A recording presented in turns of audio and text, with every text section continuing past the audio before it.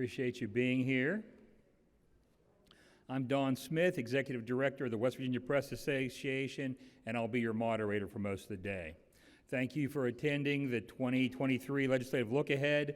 This is our first in-person event like this since 2020.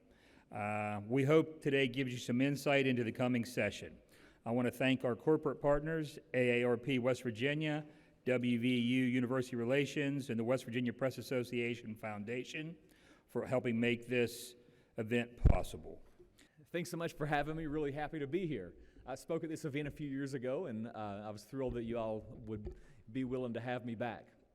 But since it's a new year and since this is the Legislative Lookahead event, Don and I were chatting, and we thought it would be pretty cool to talk about some things to look for in 2023 that will really inform kind of where we are in our state's economy and where we're heading.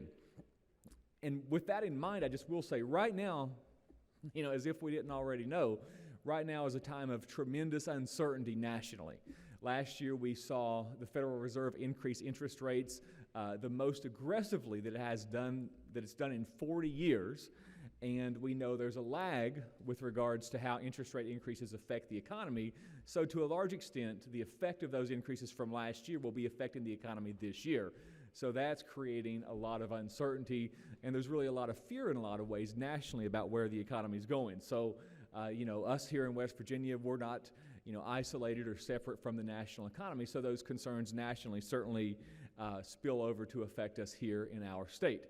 But with that uncertainty in mind, here's what to watch for this year with regards to our economy to really understand where we're going and how we're going to make it through this turbulence nationally with these very aggressive interest rates.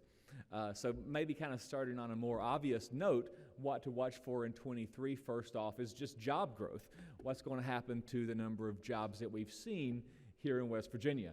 Just for illustrative purposes, I have a figure there that shows you the total number of jobs in our state, and of course I have the national figure there for comparison as well.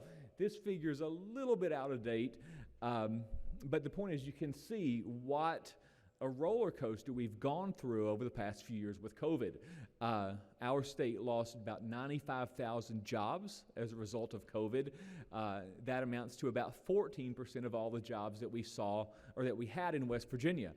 But now we have fully recovered from COVID. Again, this figure doesn't quite reflect that, but newer data that I'll have in place when I present to the legislature next week will incorporate the newest data.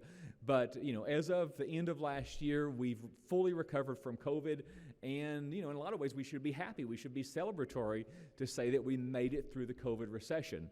But we can't really be all that celebratory because of this tremendous wave of national uncertainty that we see before us.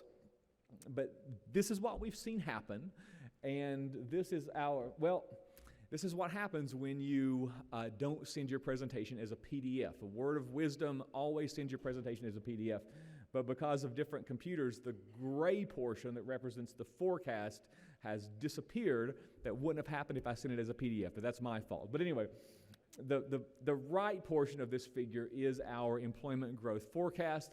The left portion shows you the actual employment data that we've seen over the past few years. But my office, which of course does economic forecasting for the state, we do expect continued growth in 2023.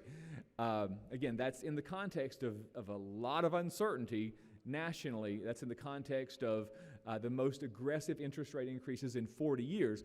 But we expect, because of the positive momentum that we've had in our state over the last year or so, over the past few years, and because we personally feel optimistic that the Federal Reserve will be able to engineer a soft landing and get rid of inflation in the economy without driving us into a severe recession.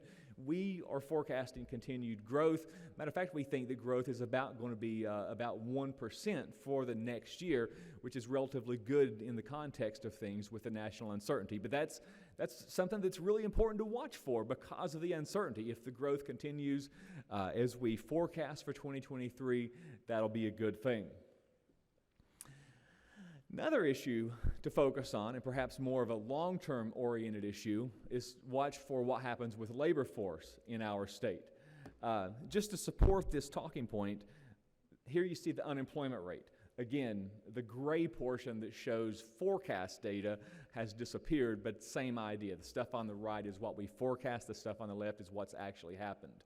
But as you know already, unemployment is pretty much at historic lows nationally and in West Virginia. Very, very, very low unemployment rates by any historic standard nationally and statewide. So we certainly don't expect unemployment to fall further. But one issue that you really have to keep in mind when you understand the employment rate is to be considered unemployed, you have to be actively looking for work. So if you are unemployed, and if you decide to go back to school and be a full-time student, or if you decide to retire early, or if you decide to be a stay-at-home parent, at that point you leave the labor force and you're no longer considered to be unemployed. So most of the improvement that we've seen in the unemployment rate since the height of COVID, most of the improvement has come from people finding jobs, right? The unemployment rate reflects what we want it to reflect for the most part. But the caveat that you have to remember is some of the improvement, and really the reason why we have such a historically low unemployment rate right now, is because of that labor force attrition. It's because of those people who just left the labor force, retired early, went back to school, whatever. That causes the measured unemployment rate to fall, and that is part of the reason why unemployment is so low. It's not the biggest reason, but it's one reason, and it is an important reason nonetheless. Now, in my office, we actually expect the unemployment rate to rise, as you see in the forecast, as you see it kind of coming back up there. We expect the unemployment rate to rise, but that's actually not a bad thing. We expect the unemployment rate to rise because we expect some people to re-enter into the labor force and to start looking for work again. Some people who left during COVID, we think some of those people are going to come back in, rejoin the labor force, and that will, as a result, cause the measured unemployment rate to rise. So that's something that's really important to look for, though. Another key part of this, I'm kind of getting slightly out of order here in my presentation. Another key part of this is the job openings rate or the labor force shortages that we see. As you all know, go to any fast food place or gas station or Walmart or wherever, and you see help wanted signs. This figure shows you the job openings rate for West Virginia and for the nation, and you can see how much the job openings rate has risen over the past few years. Again, this figure is a little bit out of date as well, but as of the most recent reading that I have here, the job openings rate was about 8%. So that means that of every 100 jobs that employers want to have, about 8 of those are unfilled. And that's significantly higher than it was before COVID. So if this labor force reentry happens, as we think it will happen, that's going to actually cause the measured unemployment rate to rise with more people in the labor market, but it will be a good thing, and it will help improve this job opening situation or these labor force shortages situations. So that's important to look for. Does that make sense? Sort of? Well, you can get me a question here over lunch, and I'll help more. The point is, we want more people to get off the sidelines and start looking for work. We think that's going to happen, but we have to just wait and see through the year to see if it does happen as we hope. The more long-term issue is just simply the rate of labor force participation in West Virginia altogether. Here I'm not talking about more short-term changes that occurred through COVID. Here I'm talking about just what is the labor force participation rate for our state and what has it been for decades. As many of you have heard me say before, I think this is the single most important statistic to characterize the West Virginia economy. This statistic shows you, among your entire adult population, how many people want to work. It doesn't matter for this statistic whether they are working or whether they're just looking for work, but how many people want to work in the first place. As you see, the national rate's 62%. I mean, it's not 100 because you have people who are retired, you have people who are in school, you have people who are stay-at-home parents. It's 62% nationally. In our state, it's 55%, and as you see, we're dead last among the states. We're never going to achieve the economic prosperity that we hope for unless we can get that blue bar to move to the right, unless we can get more of our people in the workforce. So it's another thing to look for. If we do see job growth continue, if we do see labor force reentry, is it possible that West Virginia can jump up? I mean, I'll take 49th place. I mean, 49th doesn't sound great, but it's better than 50, and I'm looking for any progress. So if we can make progress on that front, it would be a really great thing for our state in the long run. What else to watch for in 2023? In migration, Senate President Blair was actually just talking about migration, so I'm kind of hitting on the same issue. Before I get to migration, I just want to talk about natural population change. This figure shows you our projections for population change in West Virginia. The blue bars show you what has actually happened to the number of people in each age group over the last decade, and the yellow bar shows you what we expect to happen to the number of people in each age group over the coming few years. And the figure very plainly shows that we have been aging and we continue to age. Declines in those younger age groups, big increases in the number of people in West Virginia who are over age 65. So the point here is we suffer from what we term natural population decline. It's just simply the number of deaths minus the number of births. So for the last reading that we got, which just came out last month, which reflected July 1st of the previous year through July 1st of this last year, in West Virginia, we suffered natural population decline of about 12,000 people. Kind of a grim thing to be talking about here, but we had about 12,000 more deaths than we had births. And this is something that we can't really avoid, at least not in the short term. I mean, birth rates are pretty constant. Death rates are pretty constant for a large population.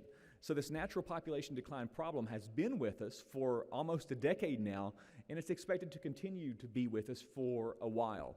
So what is the solution? You can't really change that, but the solution is to encourage in-migration, to try to find good job opportunities to get people to move into West Virginia. I don't have a whole lot of good news for you here, but I will say for last year, we actually experienced net in-migration of about 2,000 people. So the number of people who moved out of West Virginia, the out-migration, was exceeded by the number of people who moved in by about 2,000 people, a little bit over 2,000 people. So we experienced net in-migration of 2,000. So that wasn't anywhere near what we need it to be. Right, like I said, we lost 12,000 people to natural population decline. So we only got a net gain from migration of 2,000 people, but that was better than nothing.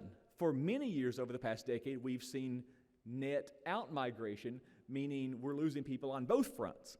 But last year, it was good news on the in-migration part, and we need more and more and more of that. It's very important, and I think it's one of the important things to look for. Next December, when the data come out, what will that migration number be? If it continues to grow, if it continues to be positive, that might mean that some of our economic development efforts are working. That might mean that the hope that we have about remote workers moving into West Virginia to live here and keep their job wherever else, that those efforts may be working as well. Right now, we're very early, and I'm just looking at a little bit of data to get hope, but it certainly is something to look for, to wait and see what happens in this coming year. Another thing to watch for in 2023, regional growth. So a lot of times there's a bit of a divide between the broad statewide statistics that I report and the pieces of good news that you hear coming from the governor and the legislature and other economic development leaders. Sometimes there's a divide, because sometimes I'll talk about statewide numbers that are, in many cases stagnant, and they'll talk about this good thing happened here, that good thing happened there. The explanation for that divide is the fact that the good things that we have happening are good, and I'm very happy about those things, but they tend to be pretty concentrated geographically. So another thing to watch for is to what extent these good things broaden out geographically to other counties. Here's one statistic that's pretty shocking. This statistic is pre-COVID. I specifically made this pre-COVID because I didn't want this to be blurred by all the chaos associated with COVID. But this is for a few years just leading up to COVID through the end of 2019. But here I'm showing you the top 10 growth counties in West Virginia in blue, other 45 counties in white. For the time period that I have selected here, the top 10 growth counties added 16,000 jobs. The rest of the state, the other 45 counties, lost 44,000 jobs. So good things happening, but those good things are happening in a few pockets, whereas we still have a lot of counties that are just stagnant. Many counties that are stagnant. So to what extent does that good news broaden geographically in our state? I think another important thing to watch for this year, and that's going to be even beyond 2023. That's not just this year, but it's an important thing to watch for.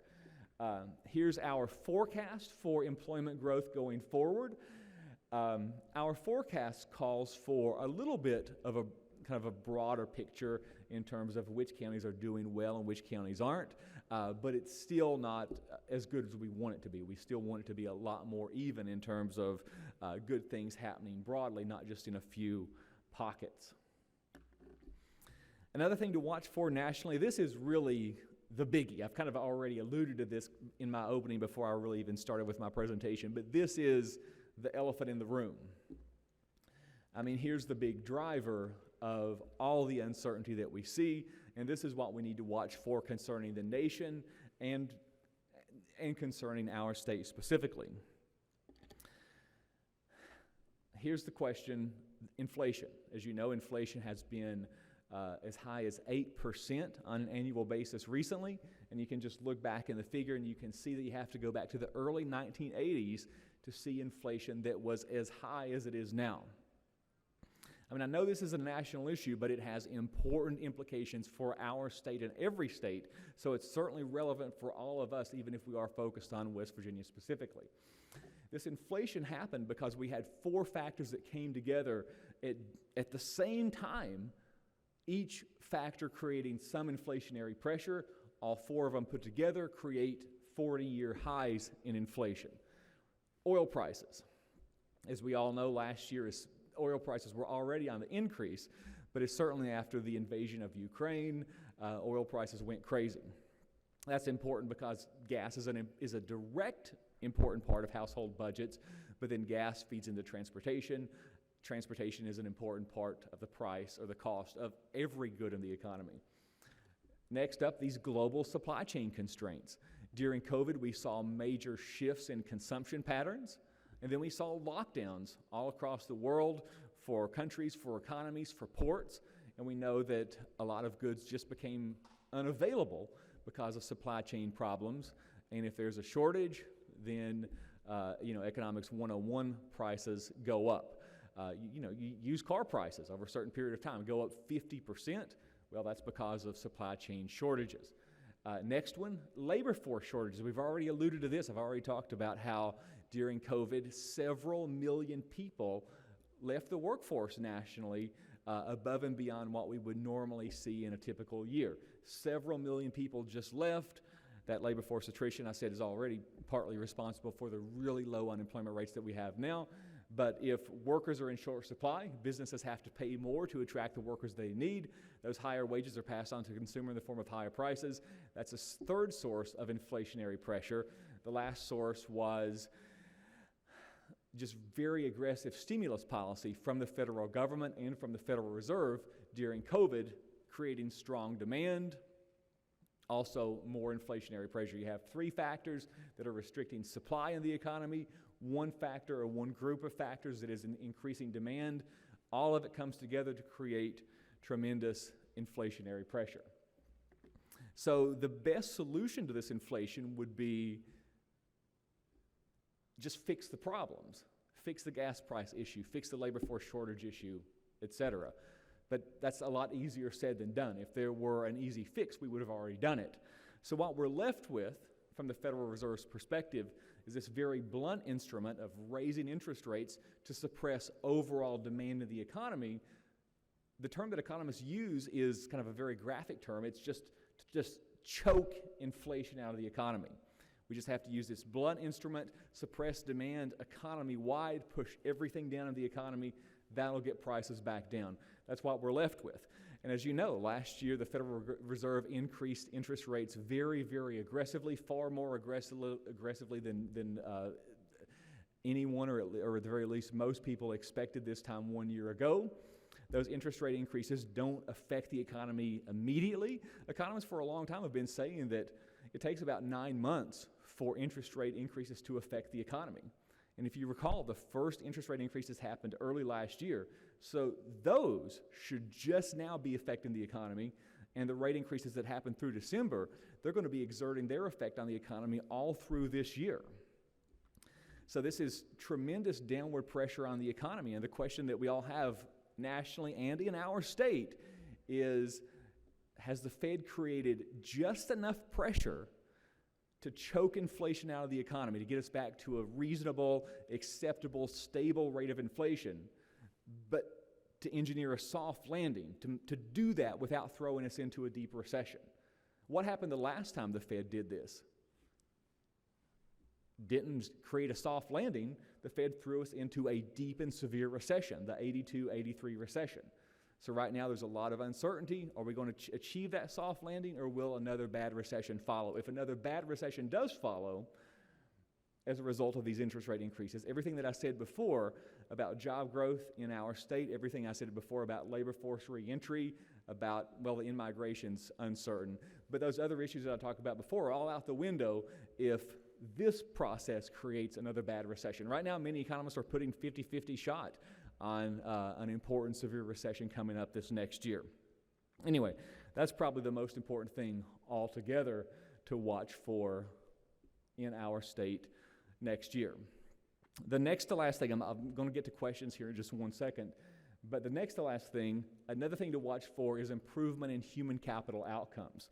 So the labor force participation issue that we have, that I've already described, it's a multifaceted issue. But some of the biggest reasons are these. You have people in West Virginia who want to work, they want to be out there making money, making a living, contributing, but they don't have the right job skills, they don't have the right education, the right training, the right workforce preparedness. So that education or training deficit just keeps them out of the workforce. Another issue is health. If you look in West Virginia, we have very poor health outcomes across the board. Obesity, diabetes, cancer, lack of exercise, smoking. All those metrics were somewhere between 45th and 50th among the states. But it's the same kind of story. You have people in West Virginia who would like to work, but some health problem prevents them from getting into the workforce. And I'm not talking about people over 65. Everything I'm talking about here is age adjusted. I'm talking about people who are, not retirement age. And the third one is the drug overdose epidemic. Here you see the drug overdose death rate by state for 2020. Doesn't look good. That's one of the worst figures you can imagine. It's the same story. You have people who would like to work, but they've become addicted to drugs. It's a major problem, and they're on the sidelines. They're not looking for work. They're not engaged in the workforce because of that addiction and how it's keeping them down. So another thing to look for is any improvement at all that we can see in education outcomes, health outcomes, and in fighting this drug abuse epidemic. I will say, as of the most recent data that I'm aware of, the problem has worsened, not gotten any better. But if we can gain any ground in 2023, that'll be a very important thing in West Virginia in terms of quality of life and prosperity overall, and in terms of economic prosperity. The reason I showed the drug overdose death rate rather than the health or education figure is because this is the thing that could move more quickly. Education and health are pretty slow to move. This is the kind of thing that we might be able to see a meaningful difference over the course of 1 year. The last thing to watch for in 2023, state revenue growth. I will say I have a presentation here that I gave to the legislature. I just have a mini version of it here for you right now, but I gave a presentation to the legislature at one of the interim meetings back over the past couple months. I don't have a full rundown of the state revenue picture for you. I mean, in my office, we do economic forecasting. We kind of pass the baton over to the revenue department to do the revenue forecasting. But one analysis that we did that's pretty important looks at the surplus that we have right now and what factors are driving that surplus. And we think one important factor is natural gas prices. So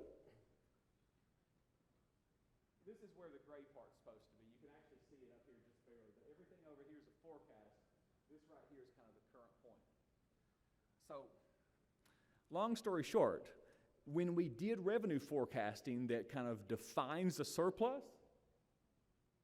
prices were about here, okay?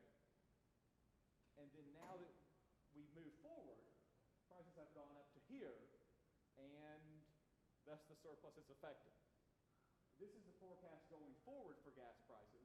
We don't expect to go all the way back down to where we were, but we do expect at least some break here in these really high prices. Does that make sense? I had to go off script here and leave the podium and point directly there. I wish I had a better joke, but oh well. This analysis just incorporates data from July 1st through Halloween. So I'm not incorporating November data yet because this was actually prepared for a presentation in early December. But anyway, the point remains. This figure shows you the total budget surplus that we saw in West Virginia through the first 4 months of the budget year, of the fiscal year last year. The total surplus there you see 500, 600 million. And the yellow portion is the portion that we attribute to just natural gas price increases. Basically what we have here is a total surplus of 575 million. The taxable price, which is different than the headline price I showed you a minute ago, but the taxable price that we used to forecast the surplus was $2.25. The actual price more than doubled. The budgeted natural gas severance was 92 million. The actual natural gas severance was 205 million. That gives you surplus attributable to gas price increases of 113%, which is about 20% of the surplus. So we're saying that about 20% of the surplus is due to these gas price increases. The top bar there is the bar I just showed you a second ago. But the bottom bar is how much we expect the surplus to change to if prices fall to what we expect. Okay? And this is not my expectation, this is the Energy Information Administration's, federal organizations, their expectation. But that's how much we expect the surplus to fall just directly as a result of these gas price changes. And there's so much in this presentation that we didn't consider. Higher natural gas prices also boost corporate tax collections. Higher natural gas prices boost personal income tax collections through royalty income. Reductions in gas prices would likely reduce coal prices as well because of the energy dynamic on the global scale that's happening right now. And then a consideration of all these factors would further reduce the estimated surplus that I just mentioned. So the degree to which the surplus is falling as natural gas prices return to normal, or at least close to normal, we've underestimated the decline here because we haven't considered these other three important factors.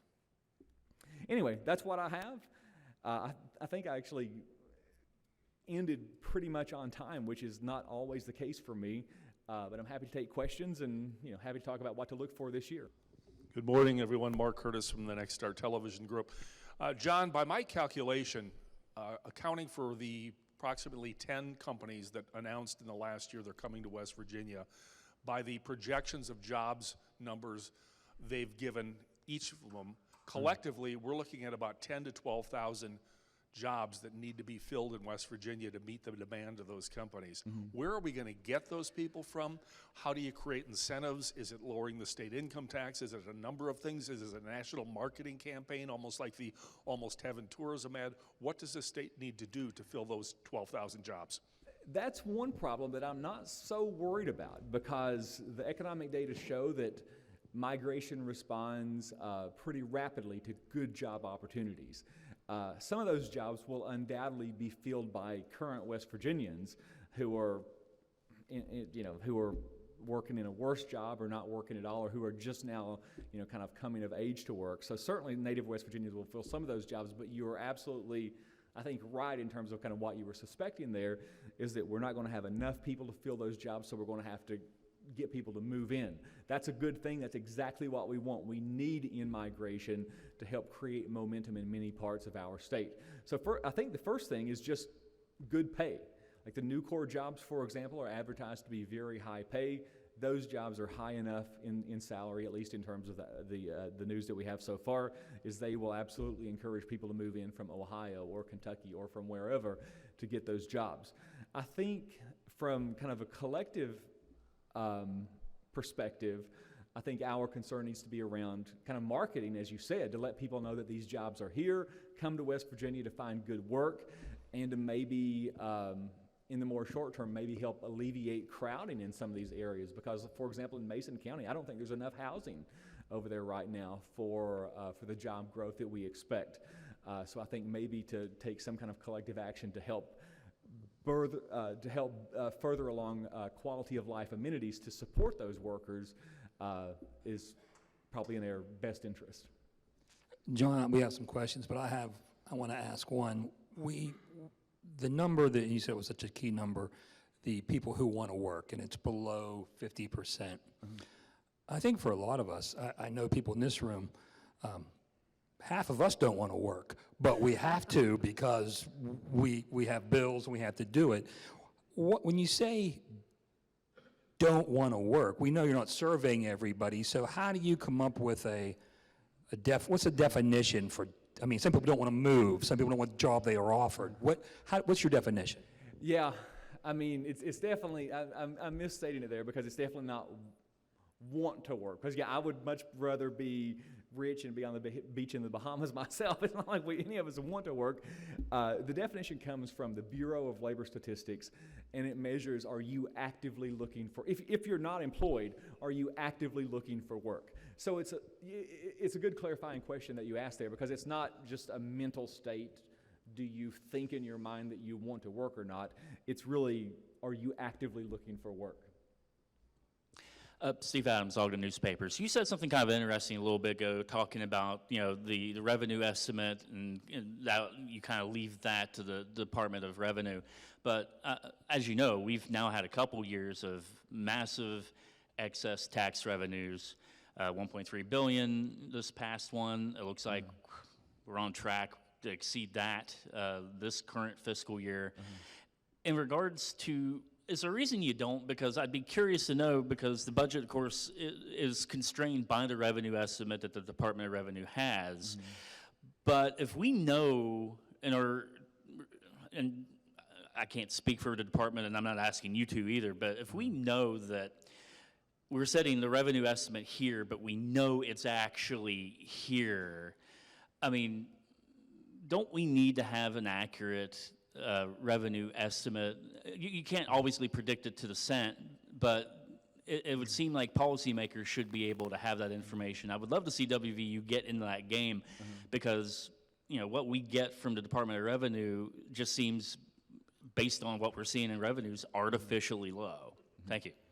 Yeah, I mean, I'm a big advocate of good data, so I think it would probably be a good thing to have different sources of all these data points. I mean, I advertise this all the time when I talk about my office, the Bureau of Business and Economic Research.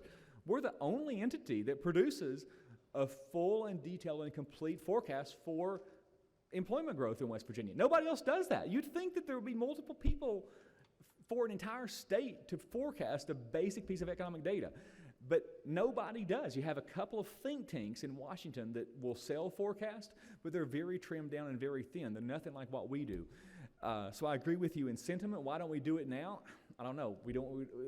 No. I mean, we only, in my office, we only have 4 full-time people, then some PhD students and some undergrad students, and so we don't have the bandwidth to do it. And nobody's asked us to do it or funded, kind of that new, job that we would have on our plate. But I think that it's. I'm asking you all to do it. Well, so somebody has asked us, but nobody's given us resources for more staff people to do it.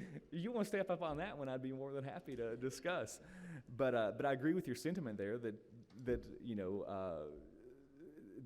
careful data analysis and multiple sources is always a good thing. This is a great time for a plug for one of our corporate partners, WVU. WVU Today, their data bank, their experts. April Call's here, Shauna Johnson's here. Talk to them when you need experts, when a reporter needs some data. as John just said, they're the only ones to go to. And we, I don't think, as media, take advantage of that enough. So please, before you leave, if you don't know April and Shauna, say hello, or John, get their information. I don't care what the topic, you can call and get an expert. And it's very helpful, so this is a great point for that. And one other point, John's slides are already loaded on the resource page on westvirginiapress.org. So his slides and the slides today that are being provided by AARP West Virginia on the workforce panel are on, and some of the slides for the education panel are already up. So these folks have data, they're spending the money, they're doing the work.